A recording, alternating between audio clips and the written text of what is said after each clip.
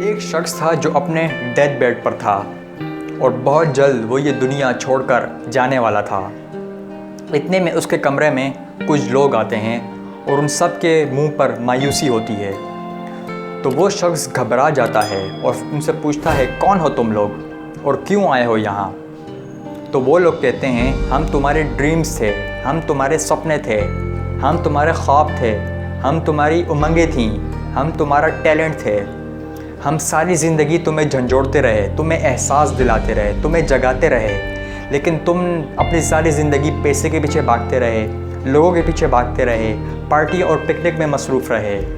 तुमने अपनी सारी ज़िंदगी ज़ाया कर दी। तुम्हारे अंदर खुदा ने बहुत सारी सलाहियतें दी थीं जो तुम्हें दुनिया को दिखानी थीं, लेकिन तुम सारी ज़िंदगी फ़जूल कामों में मशगूल रहे। कहीं आप भी तो वो शख्स नहीं हैं जो अपना सारा टैलेंट ज़ाया कर रहे हैं? अगर हैं तो संभल जाएं, इससे पहले कि आपको भी डेथ बेड पर यही रिग्रेट हो।